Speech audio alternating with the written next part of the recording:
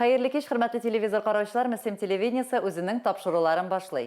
Хәбәрләр чыгарылышы белән студияда мин Лилия Шәймиева. Бүгенге чыгарылышта. Күке кышкырса да, суга керергә ярамый, ыксуы быел да чистармаган. Корбыз ашарга иртәрәк, ләкин куркыныч түгел.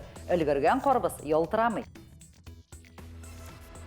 Россия көне халыкларны берләштерә. Быелгы велойөрышкә 500 мөслимле чыкты. Хәзер әлеге һәм башка вакыйгалар хакында тулырак. Мөслим районы 20дән артык республика программасында катнашып, быел да күләмле төзелеш һәм ремонт эшләре алып бара. Мөслимдәге 123 санлы янгын сөндерү һәм коткару бүлегендә дә күптән көтелгән капиталь ремонт бара. Ремонтны хөкүмәт программасы ярдәмендә Таткоммунжилсервис оешмасы башкара. Моннан 30 ел элек сафка баскан янгын сөндерү бүлеге бинасы бүгенгәчә бер мәртәбәдә ремонт күрмәгән.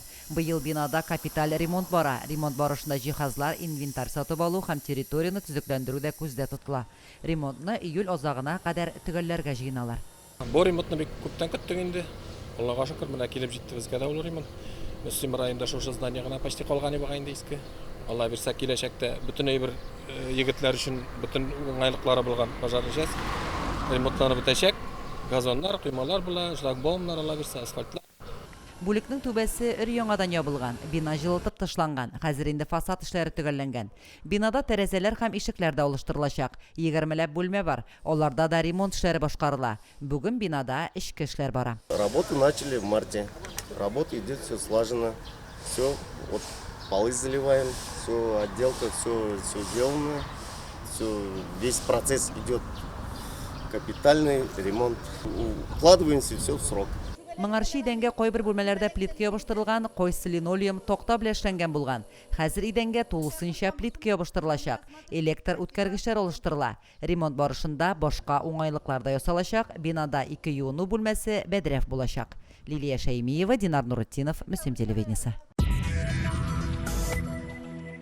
Мөслимнең Ык елгасы пляжында су коену тыела дигән аншлаглар әлегә урнаштырылмаса да, коену кодгый төстә тыела. Былтыр мондый кисәтү элмә токталарын Татарстан Республикасы гигиена һәм эпидемиология үзәге федераль бюджет сәламәтлек саклау учреждениесенең Йорчоллы филиалы үткәргән тикшерүдән соң куярга мәҗбүр булганнар иде. Аксуын лаборатория шартларында тикшерү уңай нәтиҗәләр бирмәгән. Халыкның санитар-эпидемиологик иминлеген тәэмин итү максатыннан Мөслим пляжында су коенуны быел да тыйдылар. Безнең инде быел да лаборатор тикшерүләр үтте.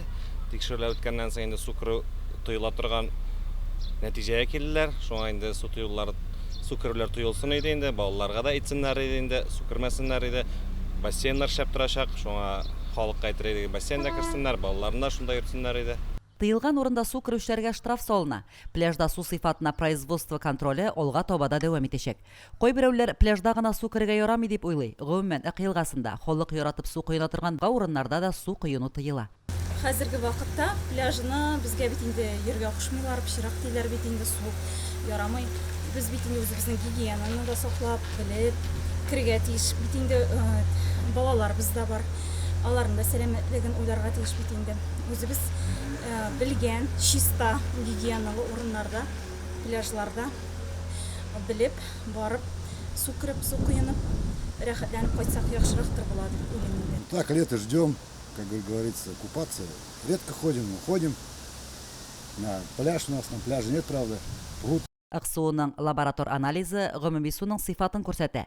Санкцияләнмәгән урыннарда махсус су коену урыны булмаган җирләрдә су керүчеләр былтыр байтак булса да, быел әллә суы җылынып бетмәгән, әллә башка сәбәп су керергә атлыгып торучыларны күрмәдек. Кайберәүләр инде күреп торалар, знаклар, аншлаглар куелган булса да, су керәләр шунда ук, балаларын да кертәләр. Шуңа инде аның битендәләр белмиләр тирәнлегендә, су керергә ярый икәнен дә инде тәнгә төрле аллергиялар чыга, шулай берләрне белеп, балаларын тыеп торсалар иде. Кеше иминлек кагыйдәләре турында онытмасын иде. Алкоголь эчемлекләр кулланып суга керү бөтенләй куркыныч. Кеше үзенең гомеренә битараф булмасын берүк. Лилия Шәймиева, Динар Нуретдинов, Мөслим телевидениесе. Татарстан Республикасында видимо-невидимо театраль-педагогик проект тормышка ашырыла. Проектның быелгы сезонында Мөслимнең бер юлы 2 мәктәбе катнаша. Яшьләрнең талантларны барлауга юнәлдерелгән әлеге үзенчәлекле проект мәктәп укучылары өчен генә түгел, педагоглар өчен дә зур яңалык булып тора. Толырак Гөлназ Җәлилова репортажында. Татарстан Республикасында күренә дә күренми дә видимо-невидимо дип аталучы уникаль театр педагогика проектының 4-нче сезоны бара. Быелгы сезонда исә оештыручылар Мөслим гимназиясе һәм Мөслим урта мәктәбе укучылары белән татар телендә эшләргә карар кылган. Biz туган телебезне, милләтебезнең традицияларын саклаучы мәктәп буларак бик күп эзләнәбез һәм шушы эзләнүләрдән шундый кызыклы проект килеп чыкты. Бу проект буенча бер төркем яшь режиссерлар, актерлар, музыка белгечләре шушылай авылларга чыгып, авыл балалары белән театр юнәлешендә эшлиләр һәм үзләренең постановкаларын куялар. Бу 10 көн дәвамында дәвам итә һәм постановка куйганнан соң инде аларны Казан площадкаларында уйнарга балаларны алып китәләр. Проектта катнашучы яшүсмерләр тамашачы гына булып калмыйча спектакльләрне иҗат итүчеләргә дә әверелә. Ни өчен Мөслимне сайладык? Без инде былтыр Мөслим авылы, Мөслимнән 2 гариза кабул иткән идек, ләкин күп гаризалар булганга күрә без былтыр Мөслимне сайламадык. Ә инде быел тагын бер тапкыр бүтән гаризаларны өйрәнеп, тагын бер тапкыр барысы белән дә сөйләшеп, ниндидер бик зур бер зур теләк күрдек бу яктан, шуңа күрә менә монда килергә булдык. Инде монда килеп җиткәч, 2 мәктәпкә дә килергә булдык. Бу көннәрдә Казан, Екатеринбургтан килгән театр педагоглары җитәкчелегендә балалар төрле тренингларда, уеннарда һәм остаханәләрдә катнаша, үзләренең кичерешләре, хыяллары һәм уй-фикерләре турында спектакльләр әзерли. Безнең максатыбыз инде ул балаларны бераз тагын да ачып җибәрү, алар белән ныграк танышу. Авыл балалары белән шәһәр балалары аерылам. Дөресен әйткәндә, аерма юк дип әйтер идем. Шәһәр балалары да шундый, авыл балалары да алар төрле, алар интернет белән мавыгалар, инде бөтенесе дә музыка белән мавыгалар. Бик яраталар хәрәкәтне.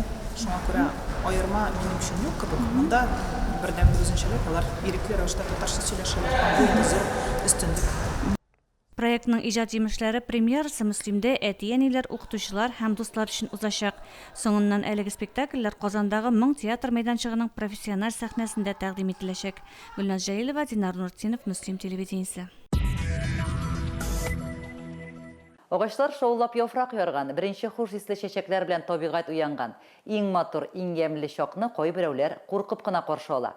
Хәтта өйләрендә качып утыручылар да бар. Сәбәбе аллергияда. Вакытында дәваламасаң, озып, көчәеп китүе дә ихтимал. Теманың дәвамы алдагы сюжетта.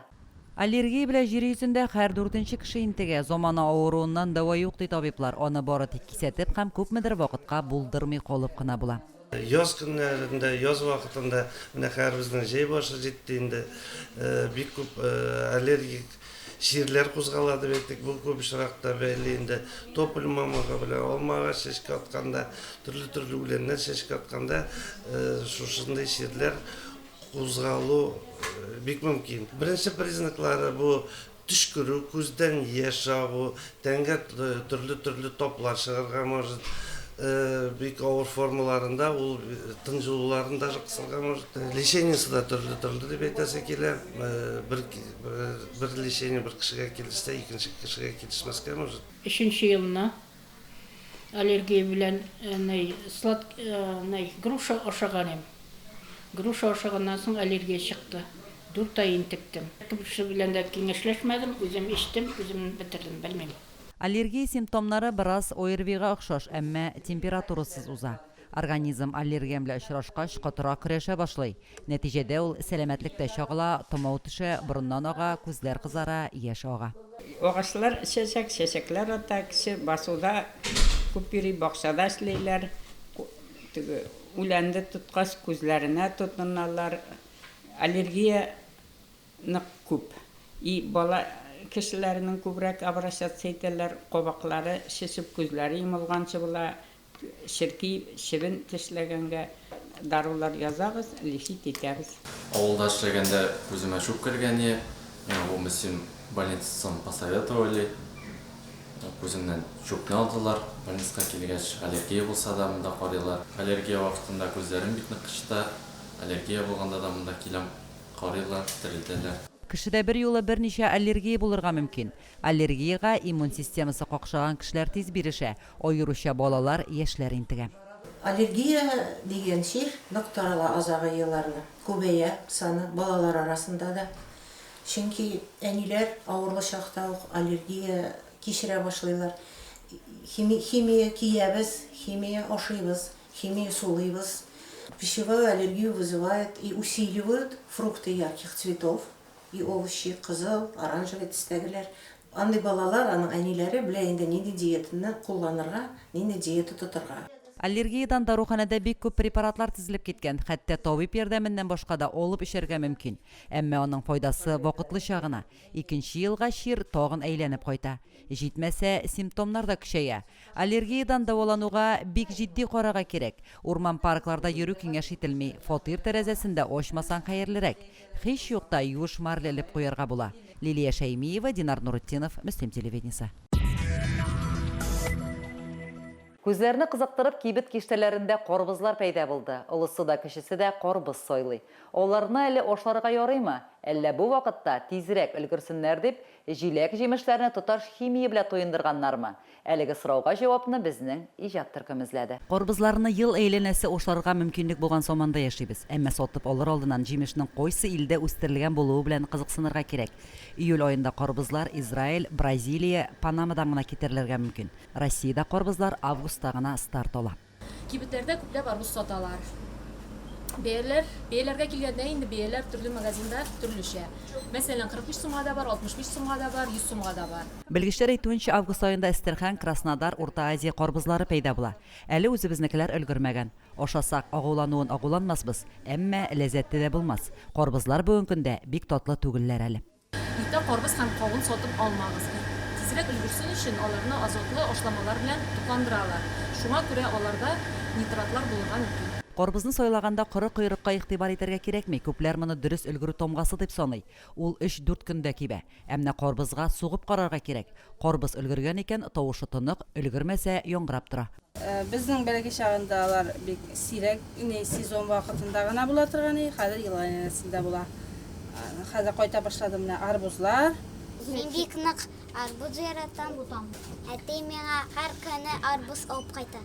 Мин арбузларны кыш көнендә, яз көнендә ашарга могу. Мен алар потому что проверканы үтәләр.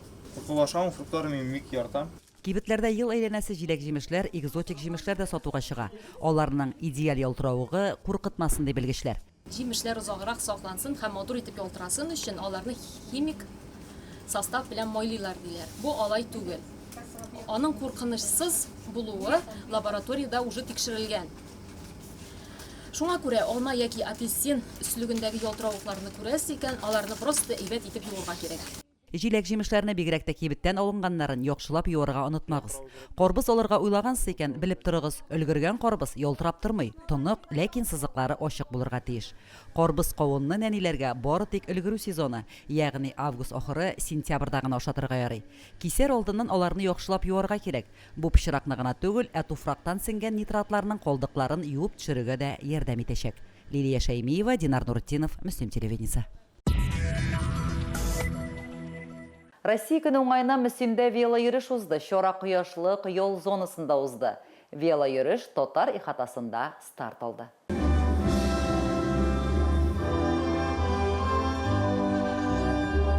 Чара Россия Федерациясы һәм Татарстан Республикасы гимннары белән башланды. Район башлыгы Альберт Хуҗин Россия көне белән котлады. 14 яшы тулган бер төркем укучыларга Россия гражданины паспортларын тапшырды. Безнең өчен бик зур бәйрәм. Без аны рәхәтләнеп шулай торып кабул итәбез. Горурланабыз илебез белән. Илебез алга барсын. Бик тантаналы алар өчен алар беренче документ алалар, глава кулыннан аларга инде без алдынгылар хәрәкәтеннән үзебезнең мотор значокларыбызны һәм паспорт тотышлыгы бүләк итәбез. Ерак араларны якын итеп, кунакка кайттым. Шушы матур бәйрәм ки була диеп, шушы бәйрәмгә кайттым. Бүген бит инде бик матур бәйрәм, бик якты бәйрәм. Бар халык өчендә истәлекле бәйрәм, чөнки ул безнең Россиябезнең бәйрәме. Бу бәйрәм барлык халыкларны, татар халкында, рус милләтендәге һәм бүтән милләттәге булган халыкларны да берләштерәдер дип уйлыйм. Велойөреш 500 кеше катнашты. Велосипедчылар туган җиребезнең табигаты белән хозурланып, кышлар җырын тыңлап, матурлыкка сукланып, ак бойларын урап килделәр. Бу оештырылган чарага бик тә теләп катнашабыз менә гаилә белән. Ул чара безне ничектер берләштерә. гаиләне һәм шул ук вакытта районыбызны, милләтләрне берләштерә. Бүгенге көндә инде бердәмлектән дә зур көч юк дип уйлыйм мен. Безнең районда үткән вело йөрешне без бик теләп көтеп алабыз. Велосипедта йөрергә яратабыз. Ак буйларыннан бер урап кайту үзе шул хәтле рәхәт. Һәм бүгенге көнне инде менә 12 июньне бәйсезлек көне Россиянең шулай ук көтеп алып, бергәләп җыелып, табигатьнең шушындый давыллы яңгырлы булуына карамастан, велосипедыбызга утырып, ак буена төштек. Зур бәйрәмнәрнең берсе, чөнки без шушы Россиядә яшибез һәм Россиядә көн күрәбез. Һәм инде ни өчен спортны сайлауга килсәк, әлбәттә, иң беренче заманда инде сәламәт яшәү рәвешен пропагандалау һәм инде безнең сәламәт яшәү 5 еллыгы программасы бар. Шушы программа кысаларында менә шу велопроектны актуальләштерергә тагы бер тапкыр исәпләдек. Актив тормыш алып баручылар спортка гашыйклар бүләкләр дә алды. Габдулла Тукай исемендәге Мөслим урта мәктәбе укытучысы Әлфия Галиуллина иң өлкән катнашучы буларак бүләкләнде. Иң яшь катнашучы 5 яшьлек Самир Хабибуллин булды. Район үзе хастаханәсе шәфкать туташы Сирена Нугманова ретро-велосипедист номинациясендә бүләкләнде. Вело гаилә исеменә Гайсаровлар гаиләсе лаек булды. Номинацияләрдә җиңүчеләр яшьләр белән эшләү һәм спорт бүлегенең мактау грамоталарын алды. Мин велосипедта үземне белә башлаганнан бирле йөрим. Авыл кызы мин, авылда шул олы велосипедта йөрергә өйрәнеп, яңадан соң менә үземнең ростка туры килә торганы белән дә йөри башларга туры килде. Кая барсам да велосипедта, җыяу йөрүгә караганда велосипед җайлырак кебек миңа. Бүгенге ярышка рәхәтләнеп килдем, рәхәтләнеп катнаштым. Бәйрәм күңелле үтте, велосипеды булмаганнар да аптырап тормады. Музыка астында җырлап, биеп, күңел ачтылар. Римма Авзалова, Динар Нуртдинов, Мөслим телевидениесе. Бөек рус шагыйре Александр Сергеевич Пушкинның туган көне быел да зурлап билгеләп үтелде. Бу көнне бөтен Россия буенча шагыйрьгә багышланган әдәби кичәләр, укулар, викториналар, музейларда экскурсиялар оештырыла, мәктәпләрдә һәм университетларда ачык дәресләр үткәрелә. Мөслимнең Курай паркында да бөек рус шагыйрен, аның иҗатын җылы итеп искә алдылар.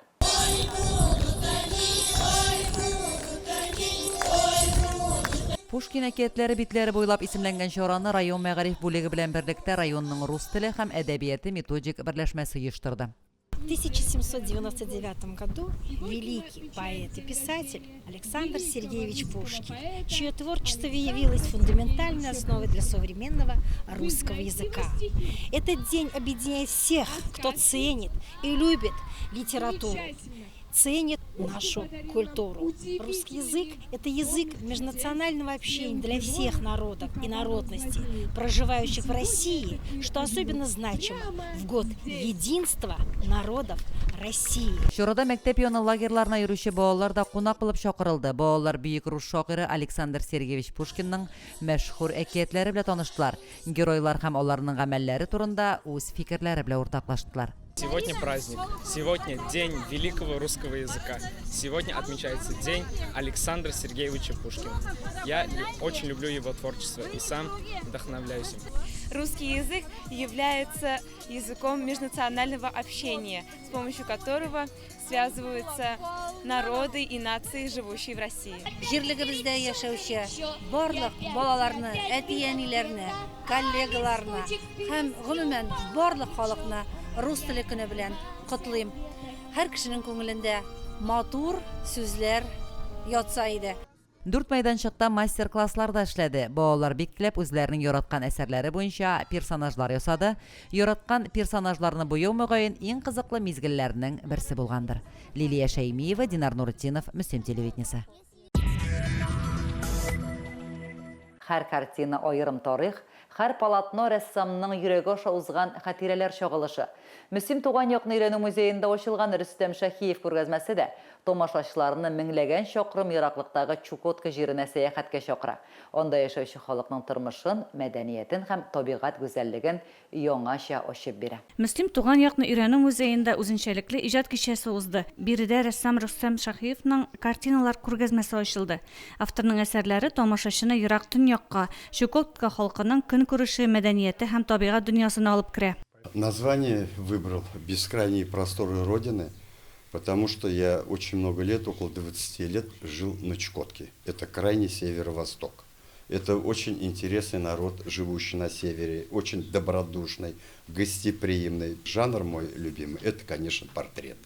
Я очень благодарен людям, которые меня научили в школе выживания в экстремальных условиях в минус 50. Очрашу барышында Рөстәм Шаһиев үзенең иҗат юлы Чукоткада үткәргән еллары турында тамашачыларга тәфсилләп сөйләде. Тамашачылар рәссамга кызыксындырган сорауларын биреп, эчкерсез әңгәмәдә катнашу мөмкинлеген алды. Үзең белән горурланып кына яңалык өйрәнмәсәң, бик кызык булды бит. Кайчан үтерәм. Шундый еще үзе шунда булган кеше сөйләгәч ул бигрәк тә кадерле шуңга. Бик зур рәхмәт. Халыклар бердәмлеге елы кысаларында оештырылган күргәзмәдә аз санлы халыкларның тормышын сурәтләгән портретлар һәм пейзажлар урын алган. Рөстәм инде ул гомер буе Себердә эшләгән кеше, әмма ләкин андагы рух ныклыгы, андагы сәнгать пәрвәрлек менә прямо анда бәреп тора инде, менә мөлдерәп торалар. Шуңа күрә ул бик куанып, дулкынланып килде. Бик матур эшләре, җитди төсле яллар белән эшли. Ачык шундый күңелгә төшле рәсемнәре. Менә шундый бүгін жиылдық мәртәбәле очрашуға. Как вам Муслима? Я считал, что это аул, но я посмотрел, и брусчатка везде, и асфальт, и такие современные здания, фасад, архитектура, как в городе. Я бы не решился назвать это селом или аулом. Поселок городского типа. Это самая дальняя точка в Татарстане, куда я ездил с выставкой. Шаһиевның күргәзмәсе төрле халыклар арасындагы мәдәни күпер, дуслык һәм аңлашу символы булып тора.